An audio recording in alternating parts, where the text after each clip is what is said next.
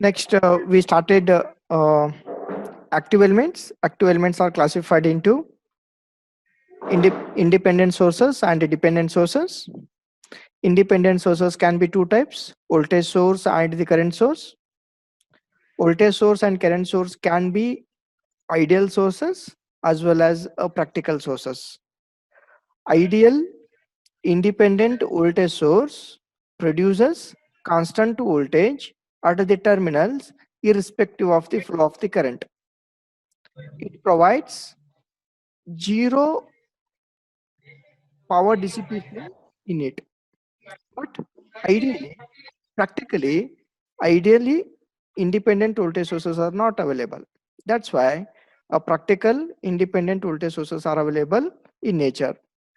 The main difference between ideal and practical voltage sources are a practical independent voltage sources, they do possess internal resistance, which is always connected in series. So because of this, a small amount of power is dissipated across it internal resistance. Similarly, uh, ideal independent current sources, they do provide a constant current in the terminal irrespective of the voltage developed across it. Practically, ideal independent current sources are not available. In general, a practical independent current sources are available. The difference between those two is a practical independent current sources, they do have a internal resistance. Always it is connected in parallel with the source. In ideal cases, this series resistance is always zero. In current source, in ideal case, the internal resistance, which is also called as a parallel resistance or a center resistance, it is always infinity.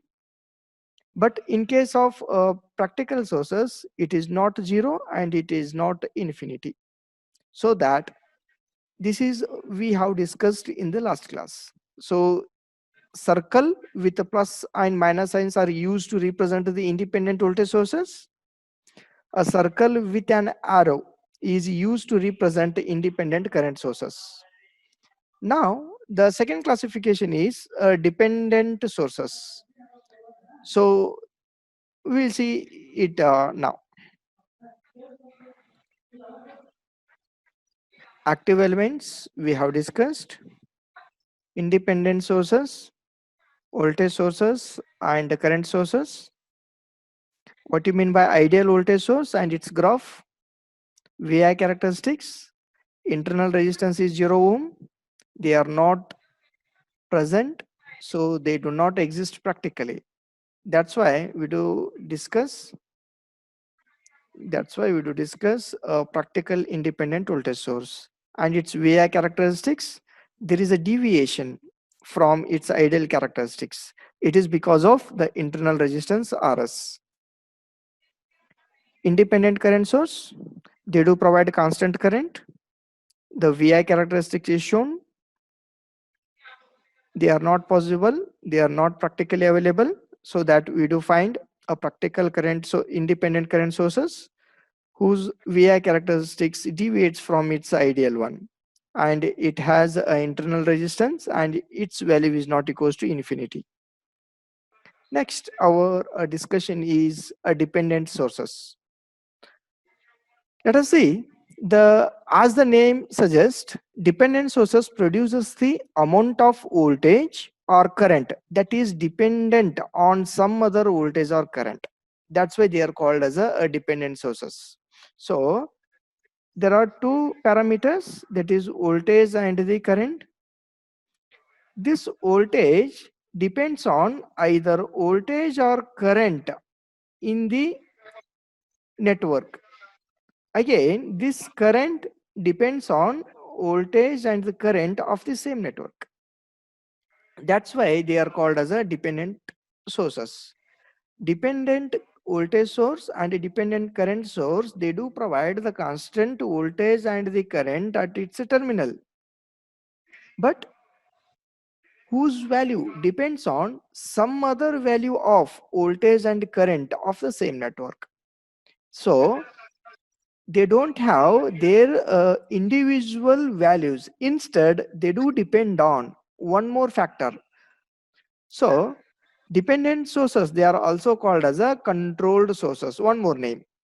Dependent sources or controlled sources, one and the same. Dependent sources can be further divided into two types, that is dependent voltage sources, a dependent current sources.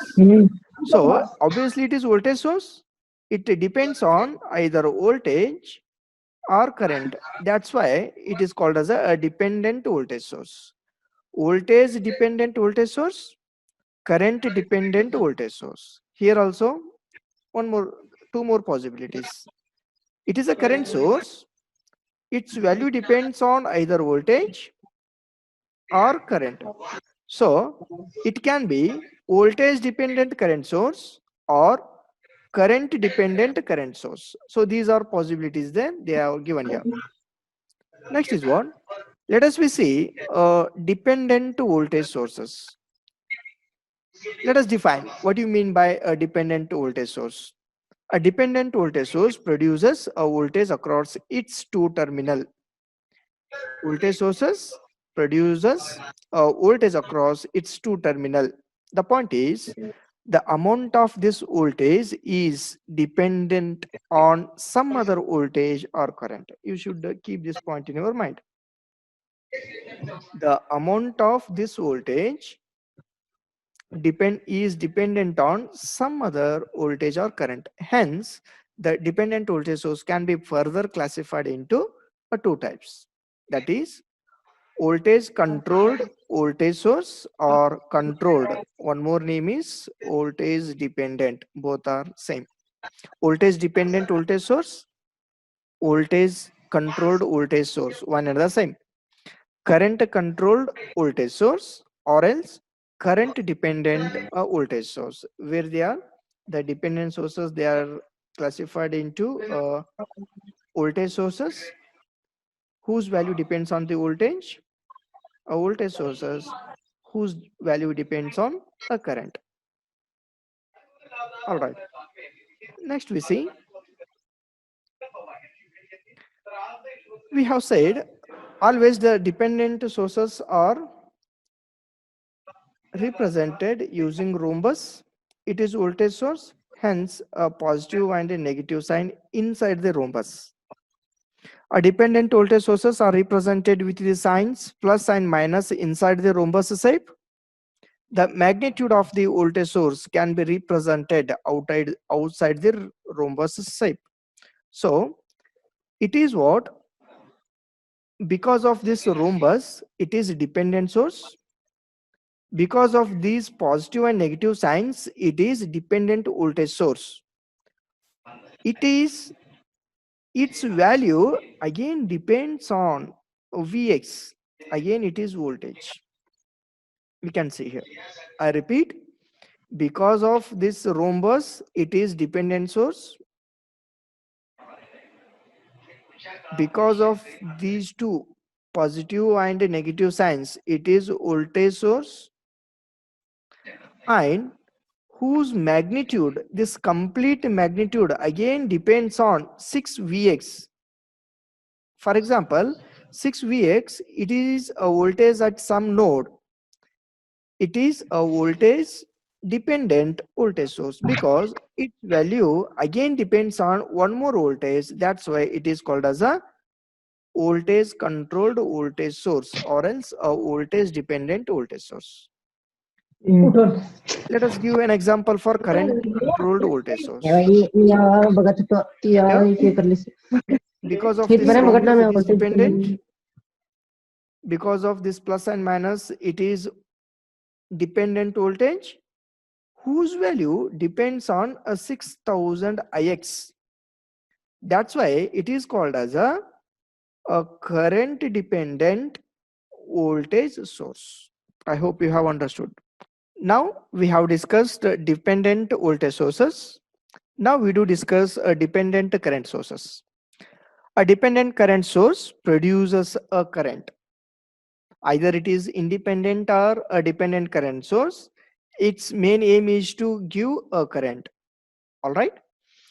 The amount of this current is dependent on some other voltage or the current. Hence, the dependent current sources can be further classified into two categories. What are those possibilities? Voltage controlled current source, current controlled current source. It can also be said as dependent, voltage dependent current source, current dependent current source. They are here. These two are voltage controlled current source and current controlled current source. All right.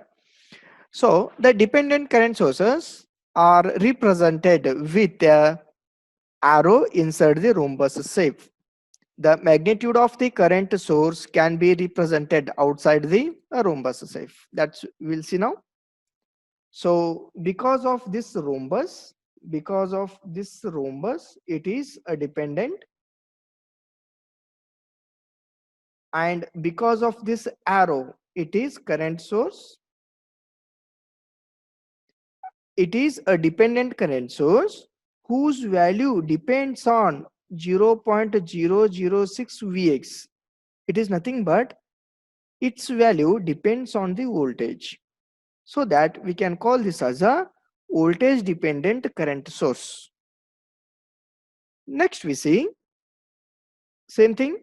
Because of this rhombus, it is a dependent. Because of this arrow mark, it is current source whose magnitude depends on 6ix, so that we can call this as current dependent current source. Hopefully you have understood the meaning of dependent sources. There are two: dependent voltage source, a dependent current source.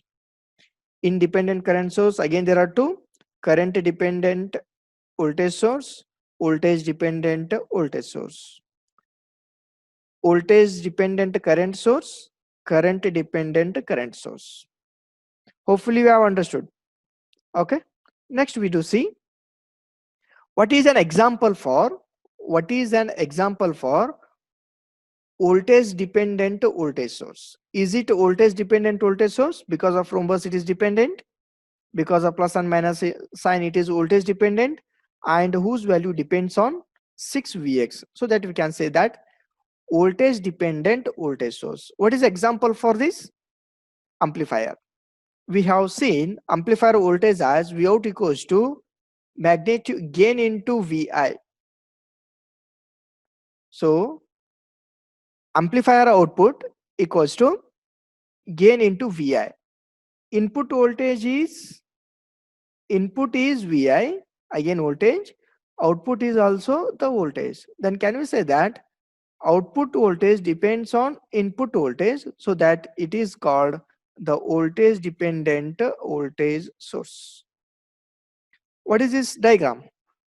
Because of rhombus it is dependent, because of plus and minus it is voltage dependent, because of this current we can say that current dependent voltage source.